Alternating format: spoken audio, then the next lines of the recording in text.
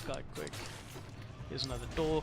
And you see the distance between the stun and the doors opening is quite large. There's a chicken. I'm going to eat this for the sake of staying at full health, although normally I'd wait until I hit about 50 HP before eating something that restores as much as 60% of your health. Let's kill this guy quick. Easy. And here we have another drop. Sturdy shield. Let's swap to a shield now. I didn't really use the bow, but it's very simple. A chest. These chests are fine, always open them. Every so often enemies will come pouring out, and you know, the bunch of flies and a bunch of normal zombies. I'd say 1 in every 50 or 40 chests. Basically all that I do in that case is come to the exit or the entrance, whichever works for you, of the chest room, and just spam attacks here. That creates a nice little choke point here between the ceiling of the door and the floor, so they can't sort of surround you. Just come here and start spamming. It's a pity that I can't sort of show you now, but yeah, that's the best way. And here we have our first skill. That's the ice grenade. You'll notice that it has a damage modifier of plus 10%. That's because it's Ice Grenade 2 as opposed to Ice Grenade 1, which would have a damage modifier of only 5%. And then it has a secondary modifier or special modifier that says the victim suffers bleed damage when it thaws out. So when you freeze something with the right trigger, an Ice Grenade, nice big area of effect, they'll freeze for a few seconds and then they will thaw out on their own over time, or when you hit them. When that thaw out happens, the damage over time effect, bleed damage, will begin. I'll show you how that works in just a sec. Don't worry too much about abilities and things for now. Just sort of pick up everything and get used to the movement. You are going to die and lose the items that you pick up anyway. Here we have an option for several different items in the game that you can start off with. I wouldn't recommend buying anything in terms of items when you begin. The scrolls are probably I mean, it's tempting to want to buy these, I understand that, but you don't really have too much gold to work with. I would ignore all of these and only get the scroll on your first shop. So, scrolls of power, which you will be buying every single one probably throughout the game, let you increase one stat throughout the current run. When you die, this is reset, though obviously you lose all these stats.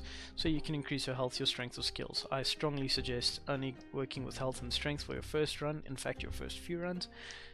Starting with health or strength, it doesn't really matter. They sort of work well with each other, or if you stack one, that's fine too. You know, if you stack health, it's going to make you more tanky, it's going to take you longer to kill things, but you will survive hits more often. On the other hand, if you have strength, that's quite high. When you start, you'll kill things quicker than what they can hurt you, so it's kind of a trade-off and depends on your playstyle.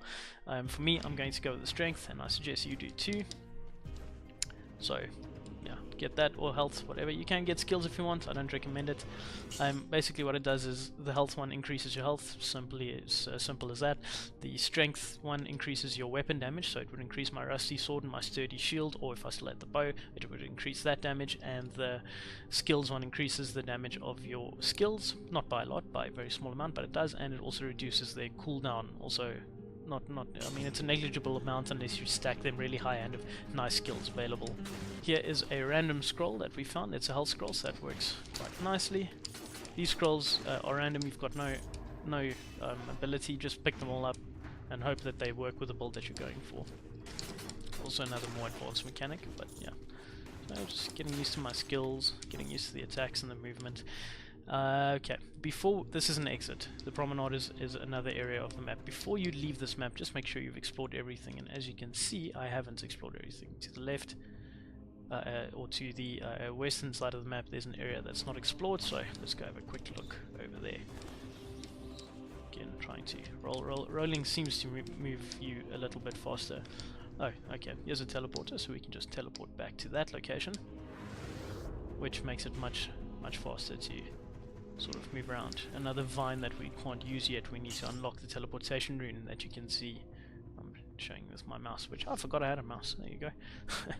The runes will be listed here, we don't have them yet, so don't worry about those yet. This is also another rune, or it's another part of the game, another mechanic that needs a rune to unlock. It's sort of a mini teleporter, but we can't use that, so we have actually explored the entire map that we can anyway, until we've unlocked all the runes. But this map changes every game as well. If you haven't figured that out by now. I mean, it is a roguelite game. I just want to make sure of my path here. Okay, let's go. Okay, and I mean with that you finish your first area. Not so scary. The Promenade of the Condemned.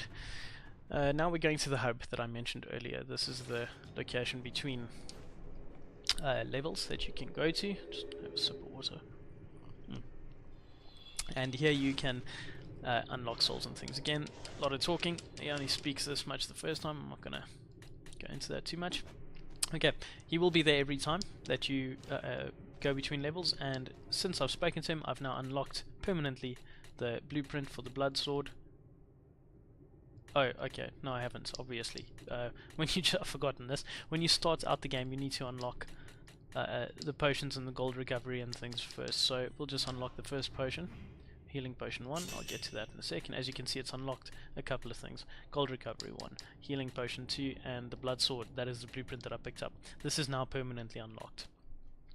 So on the screen you can tab through for the different options of upgrades and things that you can do, and the first tab over here being being the combined tab of everything that's available. So let's just stick here for now. The ones with the little buttons with the red arrows to the top right are items that have already been unlocked that you can upgrade the damage of. Again, this is another advanced mechanic. I'm going to stay away from that for now, and so should you. I've only got 2 cells left. Cells, by the way, since I haven't mentioned it, are the things that you pick up from enemies, and that's how the progression in this game works. These unlockables that you can unlock with cells that you pick up from enemies or from chests or other little isolated sort of locations, unlock these items and upgrades that will stay with you throughout every run. They are the method of progression in this game. So at first I would suggest that you unlock maybe 1 or 2 weapons that you enjoy, and no more than that, and then just focus on unlocking gold recovery, at least until you get to gold recovery 3. And after that, maybe you can unlock another weapon or 2 and the 2nd or 3rd levels of the healing potion. But gold recovery 4 should be your first goal. I mean, after 3 you sort of want to unlock other things. I understand that. That's just, I mean, human nature. But 4 is very important to progressing in this game and to making each run more enjoyable and easier. And healing potions probably your second priority after that. Healing potion 3 is fine. Healing potion 4 obviously preferable. Okay, so you have to spend all your cells before you leave. He's explaining what I just said. Okay, probably much more succinctly than I could. So I'm just gonna start unlocking the blood sword. Right, but you should probably, I mean, you can unlock 1 or 2 weapons that you like in the beginning. That's fine. Remember, you don't get them every run, but when you do unlock them, you get them for use in that run. The first time you unlock a weapon, it'll drop and you can use it, but the drop rate for that weapon in future runs is totally random. Again, gold recovery should be prioritized there. Excuse me. Okay. This is okay. Left button, you can see that I now, let me just show you there, I now have a healing potion in the bottom left, at the left button next to the rusty sword. Can't heal now because my health is full, but if I had lost health or used the healing potion, I would use this little receptacle, well, this big receptacle thing here, to fill my health and refill my healing potions, which you can only do between runs, or between levels in the hub over here. Okay, let's go to the Promenade. Promenade's a very easy level. Almost as easy as the first. A little bit more platforming involved, and it introduces a couple of new enemies. Again, for this run, we want to fully explore everything. Here's our first flying enemy. This guy can be a bit of a challenge, but if you block him or simply attack him before he does his charge, or while he's doing his charge, he dies in 1 hit, regardless of his level. He always dies in 1 hit. So, strong dive, and now I'm just going to start breezing through these levels, just to get the motion going. Okay, there's a strength scroll hidden behind a pay door. I'm glad I've run into this because it's important to note that you can pay this gold price and open that strength what do you call those things? I don't know. You can get the strength scroll over there. You can pay this, and I would if I had the money, or you can attack the door several times until its HP is gone. When its HP disappears, you will be cursed, and when you're cursed, you have to kill 10 enemies without getting hit, or you die.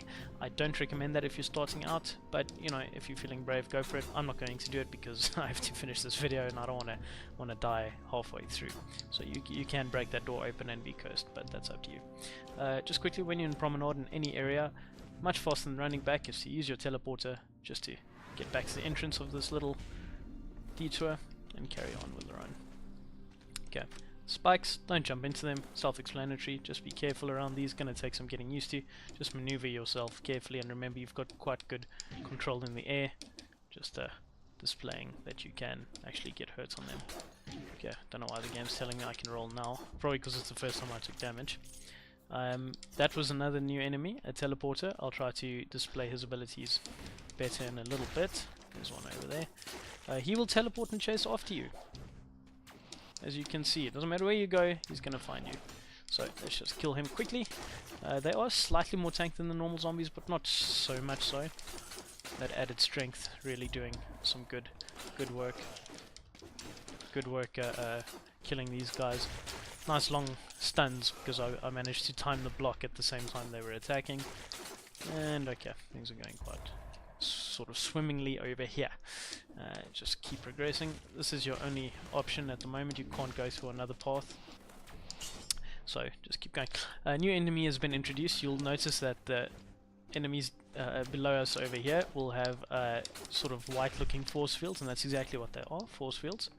That sort of wooden mannequin over there provides them. It makes them completely invulnerable, so you have to kill the mannequin first before you can damage them. I mean, it does have a cooldown on that skill, as you can see. It sort of stops working after a little while.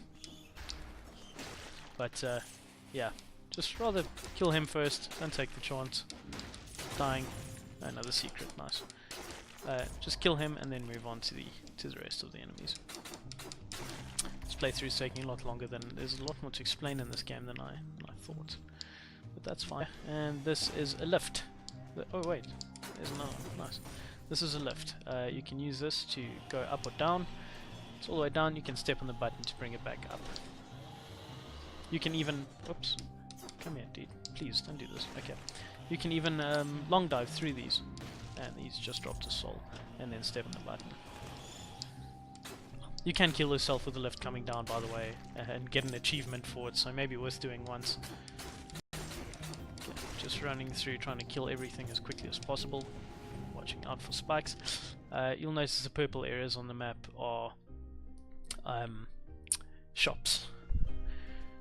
Is that purple? I suppose it's sort of a maroonish purple. Anyway, I can't afford anything yet, so I'm going to ignore this for now, but I can almost afford something. So again, here I would take the Scroll of Power, even though the Balance Blade is really good and one of my favorite starter weapons. In fact, it's just good all round. It really is balanced, but I would still take the Scroll of Power over the Balance Blade. Remember, when you take a weapon over here, when you've got gold for only one thing, and you take a weapon over a scroll, that weapon is fine, it looks cool and it's going to help you, but the scroll helps you throughout your entire run, and whichever weapon you pick up is going to do much more damage with plus strength as opposed to just a higher level of the weapon. For example, the Balance Blade 1 versus the Balance Blade 3. The Balance Blade 3 does 20% bonus damage, whereas Balance Blade 1 would do 5% bonus damage. The strength stat will do an exponentially higher amount of damage than either of those. So it's always the better option in that case. The only time I would take a weapon in that case over a scroll is if it gives me a modifier for strength. You can see the Balance Blade here actually does give you +1 to skills over there. So if I was going for a skill based build, this might have been an option, but right now it's not. So yeah. So I'll make a note of this on my map and be like, okay, as soon as I have another 50 gold, I'm coming back to buy that scroll. And that's exactly what we're going to do. Let's just go farm up that last little bit of gold. A bit of tricky platforming here. You can go up or down, doesn't matter. Just watch out for those spikes on the corners. And a little ledge here. Okay. This looks tricky and it caught me the first time. But you can sort of make this quite easily. Just time your jumps. Time your jumps, get used. That's what I say. Jump, move, roll, get used to movement. This is a timed door. Don't bother with it on your first run. Don't even think about it. I'll get to that in one of the other guides. Okay, just killing everything. Unfortunately, the game has decided to give me a skill scroll instead of a strength or a health scroll, but it's free, so I'll take it. Can't hurt. And now I'll go back to buy my item, since I've just made the gold. Not my item, well, the scroll. Lovely, strength again. And with the stats that I have right now, I feel more than confident that I will complete this area and the next area quite easily, despite having only the beginner gear available. Again, probably not going to be exactly the same for a totally new player. Oh, this is a special door that you unlock with that button. Okay,